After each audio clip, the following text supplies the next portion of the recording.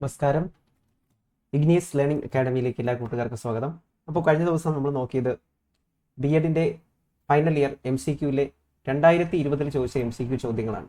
അപ്പോൾ നമ്മൾ ഇന്ന് നോക്കുന്നത്, ഈ വീഡിയോയിൽ ചർച്ച ചെയ്യുന്നത് 2021 ചോദിച്ച, അതായത് 2020 ശേഷം നടന്നിട്ടുള്ള MCQ പരീക്ഷയുടെ ഒറിജിനൽ പ്രീവിയസ് ക്വസ്റ്റ്യൻസും അതിൻ്റെ ഓപ്ഷൻസും ആണ് നമ്മളിന്ന് നോക്കുന്നത്. ഓക്കെ, എജു 14, അതായത് ജനറൽ പേപ്പർ നമുക്ക് പഠിക്കാനുണ്ട്. 2 പേപ്പറിലാണ് പരീക്ഷ, അത് നിങ്ങൾക്ക് അറിയാമായിരിക്കും. അപ്പോൾ പേപ്പർ 1 ജനറൽ പേപ്പറിൻ്റെ ക്വസ്റ്റ്യൻസ് ആണ് നമ്മൾ ഈ വീഡിയോ സീരീസിൽ ചർച്ച ചെയ്യുന്നത്. അപ്പോൾ അതിൽ രണ്ടാമത്തെ സീരീസാണ് ഈ പറയുന്ന ഇന്നത്തെ വീഡിയോ.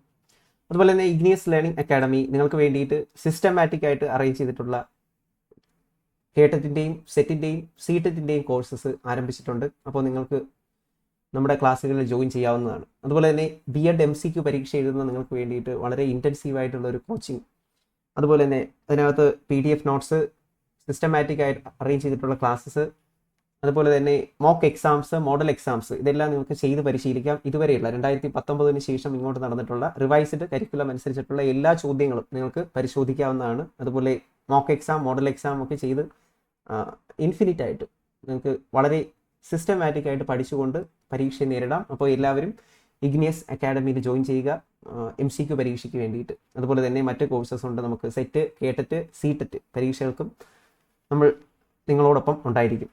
ഓക്കെ, അതുപോലെ തന്നെ നമ്മുടെ ചാനൽ നിങ്ങൾക്ക് ഇഷ്ടമായെങ്കിൽ ചാനൽ സബ്സ്ക്രൈബ് ചെയ്യുക, നിങ്ങളുടെ കൂട്ടുകാർക്ക് അയച്ചു കൊടുക്കുക, അതുപോലെ തന്നെ സപ്പോർട്ട് ചെയ്യുക, ലൈക്ക് ചെയ്യുക, ഷെയർ ചെയ്യുക, സബ്സ്ക്രൈബ് ചെയ്യുക.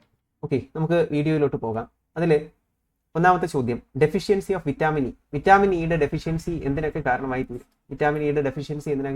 തീരും? വിഷൻ അല്ലെങ്കിൽ നേത്രപരമായിട്ടുള്ള പ്രശ്നങ്ങൾ, അതുപോലെ തന്നെ നംനെസ്, മസിൽ വീക്ക്നെസ്, ഇതിനെല്ലാത്തിനും കാരണമായി തീരും. ഇതിൻ്റെ ഉത്തരം ഓപ്ഷൻ ഡി ആണ്. Vision issues, numbness, muscle weakness, ഇതിനെല്ലാത്തിനും വിറ്റാമിൻ ഇയുടെ ഡെഫിഷ്യൻസി കാരണമായി തീരും. അടുത്ത് ബ്രൂണറിന്റെ ഒരു ക്വസ്റ്റ്യൻ ആണ്. എല്ലാ ചോദ്യങ്ങളിലും നമ്മൾ കഴിഞ്ഞ ക്വസ്റ്റ്യൻസ് എല്ലാം നോക്കിയപ്പോൾ എല്ലാ ചോദ്യങ്ങളിലും ബ്രൂണർ ഒരു ക്വസ്റ്റ്യൻ ആയിട്ട് വന്നിട്ടുണ്ട്. അപ്പോൾ ബ്രൂണറിന്റെ അഭിപ്രായത്തിൽ കുട്ടികൾ പഠനം ആരംഭിക്കുന്നത് എങ്ങനെയാണ് എന്നതാണ്. അതൊരു ആപ്ലിക്കേഷനിലുള്ള ചോദ്യമാണ്. മോഡ്സ് ഓഫ് റെപ്രസെന്റേഷൻ തിയറി എന്നതാണ് ബ്രൂണറിന്റെ cognitive development theory. Modes of representation theory ബ്രൂണറിന്റെ കോഗ്നിറ്റീവ് ഡെവലപ്മെന്റ് തിയറിയാണ്. അതിൽ 3 മോഡ്സിനെ കുറിച്ചാണ് പറയുന്നത്. 3 മോഡ്സ്, 3 രീതികളിലാണ് കുട്ടി പഠിക്കുന്നത്. ഒന്നാമത്തെ സ്റ്റേജ് എന്ന് പറയുന്നത് എനാക്റ്റീവ്, രണ്ടാമത്തത് ഐക്കോണിക്, മൂന്നാമത്തത് symbolic. Okay, enactive, iconic, symbolic. Enactive സ്റ്റേജിൽ എങ്ങനെയാണ് കുട്ടി പഠിക്കുന്നത്? ആക്ടിവിറ്റി ഓറിയന്റഡ് ആയിട്ട് കുട്ടി പഠിക്കുന്നു. Activity oriented. ഐക്കോണിക് സ്റ്റേജിൽ ഇമേജ് ബേസ്ഡ് ആയിട്ട് കുട്ടി പഠിക്കുന്നു. സിംബോളിക് സ്റ്റേജിൽ അബ്സ്ട്രാക്ട് കൺസെപ്റ്റുകൾ, അതായത് ലാംഗ്വേജ് ഓർ മാത്തമാറ്റിക്സ്, ലാംഗ്വേജിന്റെയും മാത്തമാറ്റിക്സിന്റെയും സഹായത്തോടു കൂടി കുട്ടി പഠിക്കുന്നു.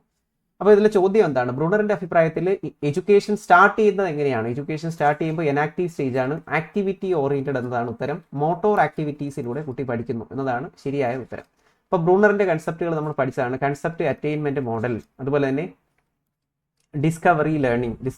ഇത് രണ്ടും ഇൻഡക്റ്റീവ് അപ്രോച്ച് ആണ്. ഇൻഡക്റ്റീവ് റീസണിങ് കഴിഞ്ഞ വീഡിയോസിൽ നമ്മൾ കണ്ടതാണ്, റിപ്പീറ്റഡ് ആയി ചോദിക്കുന്നുണ്ട്.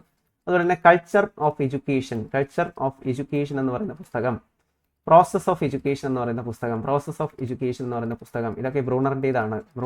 ഓർത്ത് വെച്ചേക്കുക. അതുകൊണ്ട് ബ്രൂണറാണ് പറഞ്ഞത് 5 എലമെന്റ്സ് ഓഫ് എ കൺസെപ്റ്റ്. ഒരു കൺസെപ്റ്റിന് 5 എലമെന്റ്സ് ഉണ്ട് എന്ന് പറഞ്ഞത് ബ്രൂണറാണ്. അതുപോലെ തന്നെ എക്സാമ്പിൾസ് കൊടുത്തുകൊണ്ട് പഠിപ്പിക്കാമെന്ന് പറഞ്ഞത് ബ്രൂണറാണ്. കൺസെപ്റ്റ് അറ്റൈൻമെന്റ് മോഡൽ വരുന്നത് ഇൻഫർമേഷൻ പ്രോസസ്സിംഗ് ഫാമിലിയിലാണ്. അതുപോലെ ബ്രൂണറിന്റെ കരിക്കുലർ അപ്രോച്ച് ആണ് സ്പൈറൽ കരിക്കുലം അപ്രോച്ച് ബ്രൂണറുമായിട്ട് ബന്ധപ്പെട്ടിരിക്കുന്നു. ഓർത്ത് വെച്ചേക്കുക. ഇതിന്റെ മറ്റൊരു പേരാണ് കോൺസെൻട്രിക് അപ്രോച്ച്. അതുപോലെ ബ്രൂണറിന്റെ ലാംഗ്വേജ് ഡെവലപ്മെന്റുമായിട്ട് ബന്ധപ്പെട്ട ഒരു കൺസെപ്റ്റാണ് ലാസ്, അല്ലെങ്കിൽ ലാംഗ്വേജ് അക്വിസിഷൻ സപ്പോർട്ട് സിസ്റ്റം. അപ്പോൾ ഇത്രയും കാര്യങ്ങൾ ബ്രൂണറിനെ കുറിച്ച് ബേസിക് ആയിട്ട് മനസ്സിലാക്കി വെച്ചേക്കുക. ഇവിടുത്തെ ചോദ്യം വളരെ സിമ്പിൾ ആണ്. മോഡ്സ് ഓഫ് റെപ്രസെന്റേഷൻ തിയറി അനുസരിച്ചിട്ട് എഡ്യൂക്കേഷൻ സ്റ്റാർട്ട് ചെയ്യുന്നത് ഏത് മോഡിലായിരിക്കും, ഏത് രീതിയിലായിരിക്കും? ആക്ടിവിറ്റി ഓറിയന്റഡ് ആയിട്ടായിരിക്കും എന്നതാണ് ചോദ്യം. Okay, concept attainment model, discovery learning, culture of education, process of education, 5 elements of a concept, അതുപോലെ തന്നെ സ്പൈറൽ കരിക്കുലം, കോൺസെൻട്രിക് അപ്രോച്ച്, ലാസ് അല്ലെങ്കിൽ ലാംഗ്വേജ് അക്വിസിഷൻ ഡിവൈസ്, ഇതെല്ലാം റിവൈസ് ചെയ്ത് പഠിക്കുക, നോട്ട് എഴുതി വെച്ച് തന്നെ പഠിക്കുക. ഓക്കെ, ക്ലാസ്സുകൾക്കായിട്ട് നമ്മുടെ ഇഗ്നിയസ് ലേണിംഗ് ചാനൽ യൂട്യൂബ് ചാനലും അതുപോലെ ടെലിഗ്രാം ചാനലിലും നിങ്ങൾ അംഗമായി തീരുക. അതുപോലെ നിങ്ങളുടെ കൂട്ടുകാർക്ക് ക്ലാസ് ഇഷ്ടമാകുന്നെങ്കിൽ അയച്ചു കൊടുക്കുക. ഫാറ്റ് സോല്യൂബിൾ വിറ്റാമിൻ, ഇത് നമ്മുടെ ഹെൽത്ത് ആൻഡ് ഹൈജീൻ എന്ന് പറയുന്ന ഭാഗത്തു നിന്നുള്ളതാണ്. വിറ്റാമിൻസ് നമുക്ക് രണ്ടായിട്ട് തിരിക്കാം, ഫാറ്റ് സോല്യൂബിൾ എന്നും അതുപോലെ തന്നെ വാട്ടർ സോല്യൂബിൾ എന്നും. അതിൽ ഫാറ്റ് സോല്യൂബിൾ ആയിട്ടുള്ളതിനെ നമ്മൾ വിളിക്കുന്ന ഒരു പേരാണ് അഡക്ക് അല്ലെങ്കിൽ ADEK എന്നിവ എന്താണ്? ഫാറ്റ് സോല്യൂബിൾ ആണ്. കൊഴുപ്പിൽ ലയിക്കുന്ന വിറ്റാമിൻസ് ആണ്. Vitamin A, vitamin D, vitamin E, vitamin K. അപ്പോൾ നമുക്ക് എന്തെന്ന് പറയാം? ADEK, അഡക്ക്. അഡക്ക് എന്ന് പറഞ്ഞാൽ എന്താണ്? ഫാറ്റിൽ അടങ്ങിയിരിക്കുന്നു. എന്താണ്? ഫാറ്റിൽ സോല്യൂബിൾ ആണ്, കൊഴുപ്പിൽ ലയിക്കുന്നവയാണ് അഡക്ക്. അങ്ങനെയാണെങ്കിൽ വാട്ടർ സോല്യൂബിൾ ഏതൊക്കെയാണെന്ന് പരീക്ഷയ്ക്ക് ചോദിക്കും. വാട്ടർ സോല്യൂബിൾ ഏതൊക്കെയായിരിക്കും? വാട്ടർ സോല്യൂബിൾ ആണ് B and C. Okay, B and C water soluble ആണ്. വെള്ളത്തിൽ ലയിക്കുന്നവയാണ് ബിയും സിയും. ഇപ്പോൾ എന്താണ്? മൂത്രത്തിലൂടെ നഷ്ടപ്പെടുന്നതാണ് വിറ്റാമിൻ സി എന്ന് നമ്മൾ പഠിച്ചിട്ടുണ്ട് കൊച്ചു ക്ലാസ്സിൽ.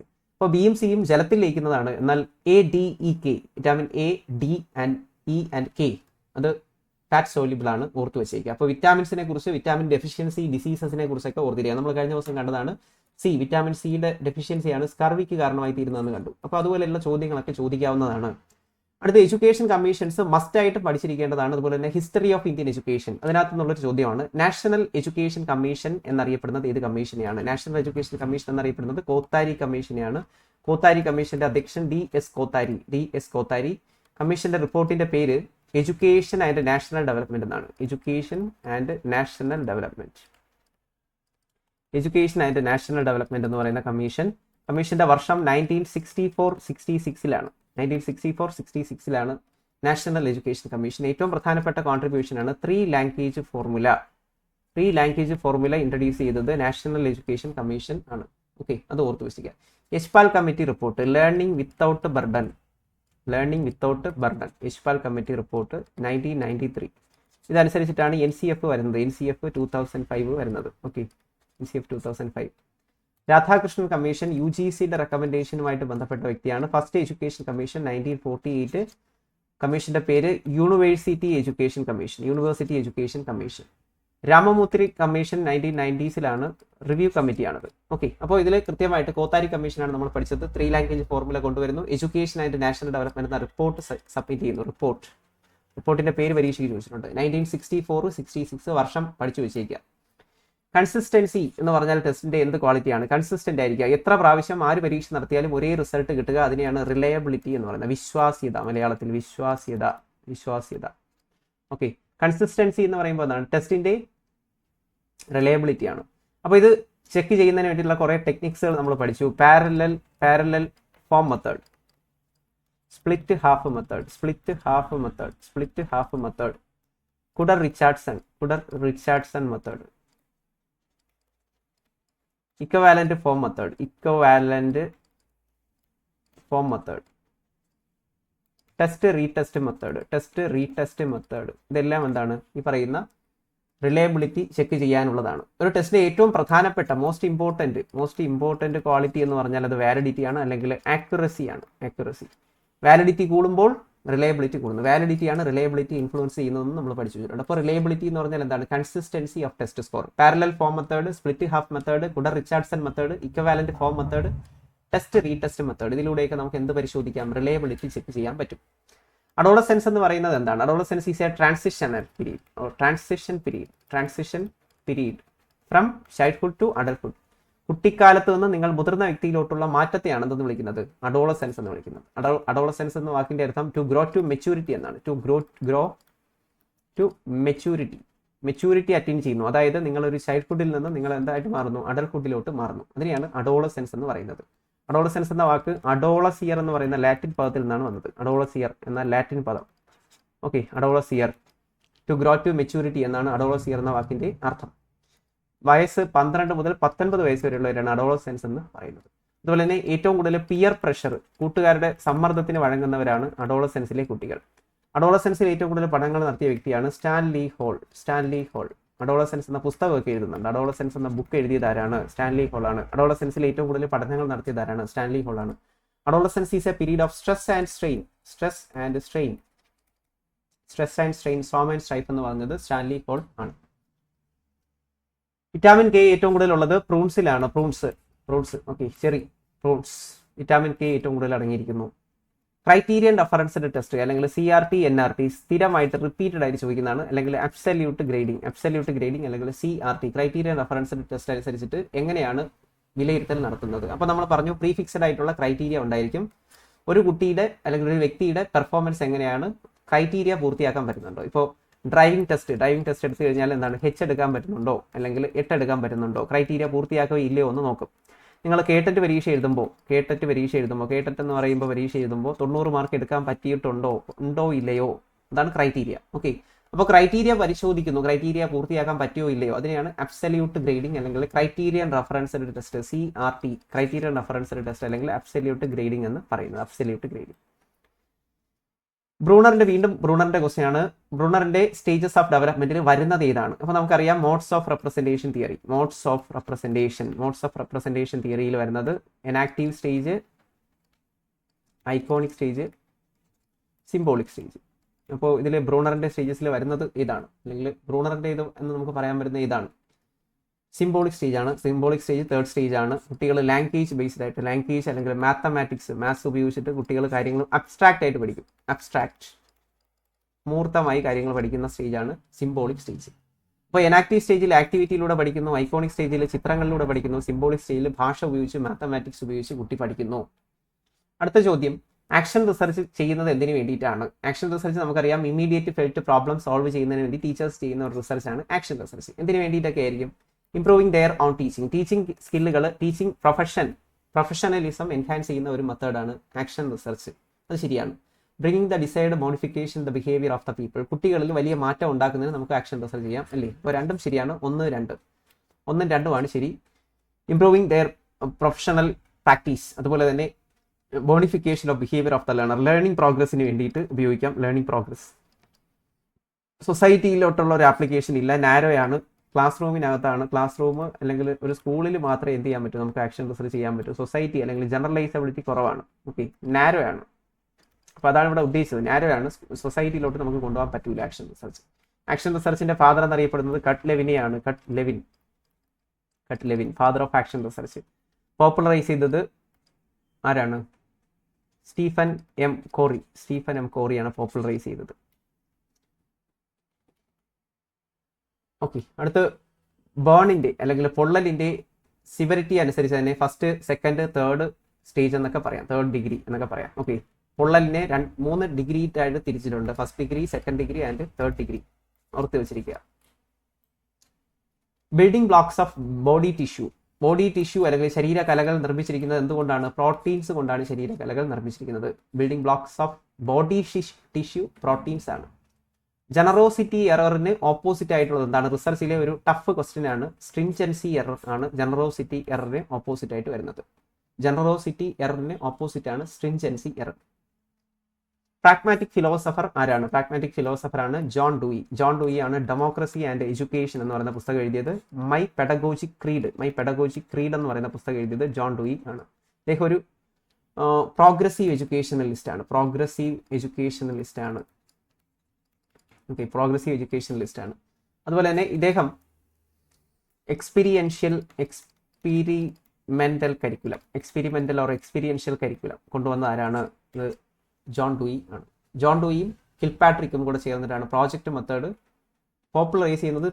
ജോൺ ഡൂയി ആണ്. എന്നാൽ പ്രോജക്റ്റ് മെത്തേഡ് ഇൻട്രൊഡ്യൂസ് ചെയ്തത് W.S. കിൽപാട്രിക് ആണ്. ഇപ്പോൾ പ്രാഗ്മാറ്റിസം എന്ന് പറയുന്നത് USA ഒരു പുതിയ ഫിലോസഫിക്കൽ സ്കൂളാണ്. അത് ആക്ഷൻ ഓറിയന്റഡ് ആണ്, ആക്ഷൻസിനാണ് പ്രാധാന്യം. ആക്ഷൻ ഓറിയന്റഡ് ഫിലോസഫിയാണ് എന്ന് ഓർത്തിരിക്കുക. ഓണ്ടർപ്രണർഷിപ്പ് എഡ്യൂക്കേഷൻ എന്തിനാണ് പ്രാധാന്യം നൽകുന്നത്, എൻകറേജ് ഓണ്ടർപ്രണറിയൽ സ്കിൽസ്. ശരിയാണ്, സ്കിൽസ് ഡെവലപ്പ് ചെയ്യുന്നു, ഓണ്ടർപ്രണർ സ്കില്ലുകൾ. അതുപോലെ തന്നെ ഇക്കണോമി, നമ്മുടെ സാമ്പത്തികമായിട്ടുള്ള ലാഭം വർദ്ധിപ്പിക്കുന്നു. രണ്ടും ശരിയാണ്.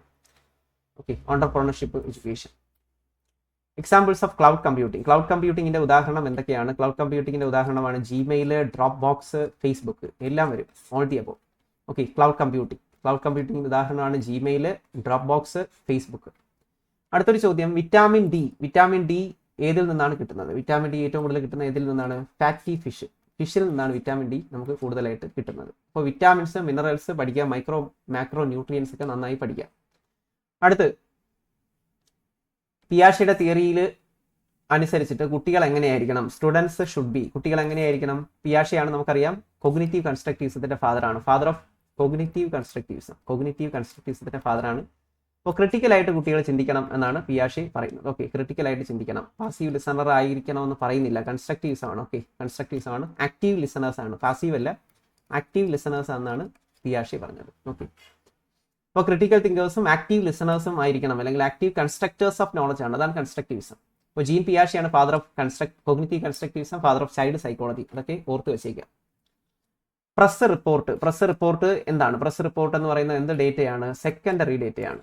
ഓക്കെ, പബ്ലിഷ്ഡ് വർക്കുകളെല്ലാം സെക്കൻഡറി ഡേറ്റയാണ്. ഫസ്റ്റ് ഹാൻഡ് ഇൻഫർമേഷനെയാണ് പ്രൈമറി എന്ന് പറയുന്നത്. ഫസ്റ്റ് ഹാൻഡ് ഇൻഫർമേഷൻ പ്രൈമറിയാണ്. രണ്ടിലും വരുന്നതിനെയാണ് ടേർഷറി എന്ന് പറയുന്നത്. ഓക്കെ, പ്രൈമറി എന്ന് പറയുമ്പോൾ ഫസ്റ്റ് ഹാൻഡ്, സെക്കൻഡറി എന്ന് പറയുമ്പോൾ സെക്കൻഡ് ഹാൻഡ് ഇൻഫർമേഷൻ. ടേർഷറി എന്ന് പറയുമ്പോൾ എന്താണ്?